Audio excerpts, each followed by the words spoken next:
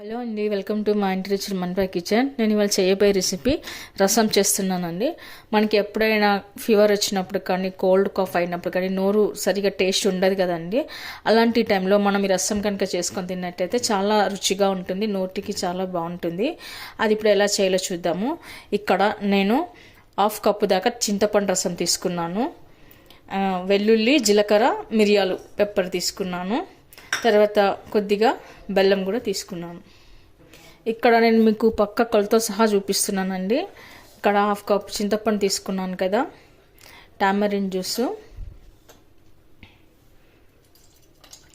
1/2 cup వేసుకొని ఇప్పుడు 1/2 litre water పోసుకోవాలి.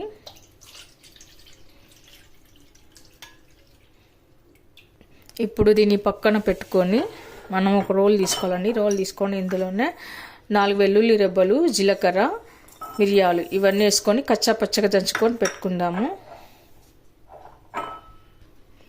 ఇలా మొత్తం కచ్చా పచ్చగా దంచుకొని పెట్టుకోవాలి. ఇప్పుడు నేను ఇక్కడ ఒక బౌల్ పెట్టుకున్నానండి. ఇప్పుడు ఆవాలు, జీలకర్ర వేసుకుందాము. 1 టేబుల్ స్పూన్ ఆయిల్ వేసుకున్నాను. ఆ తర్వాత ఎండుమిర్చి కూడా వేసుకుందాము. కరివేపాకు వేసుకుందాము. తర్వాత ఇప్పుడు దంచి పెట్టుకున్న వెల్లుల్లి మిశ్రమాన్ని కూడా వేసుకుందాము. తర్వాత కొద్దిగా పసుపు వేసుకుందాము. తర్వాత మనం చేసి పెట్టుకున్న చింతపండు నీళ్ళు కూడా వేసుకుందాము. ఇప్పుడు ఇందులోనే కొద్దిగా రెడ్ చిల్లీ పౌడర్ వేసుకుందాము. ఆ తర్వాత సాల్ట్ కూడా వేసుకుందాము. ఆ తర్వాత ఇప్పుడు సన్నగా కట్ చేసి పెట్టుకున్న టమాటా ముక్కలు కూడా వేసుకుందాము. ఇవన్నీ వేసి బాగా కలుపుకొని పెట్టుకుందాము. ఇప్పుడు ఈ రసాన్ని ఒక 5 minutes బాగా బాయిల్ చేయాలని, బాగా ఉడికించాలన్నమాట.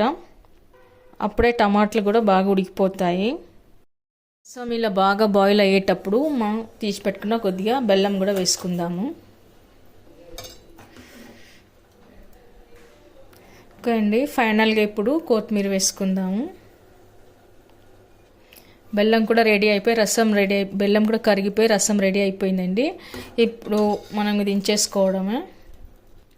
ఓకే అండి, రసం రెడీ అయిపోయింది. మీకు కనుక వీడియో నచ్చినట్లయితే లైక్ చేయండి, షేర్ చేయండి, సబ్స్క్రైబ్ చేయండి. మీకు ఎలా కుదిరిందో కామెంట్స్లో పెట్టండి. ఇది రైస్లోకి చాలా టేస్ట్గా ఉంటుందండి. ఇమ్యూనిటీ పవర్ని బాగా పెంచుతుంది బాడీలో. Thank you for watching.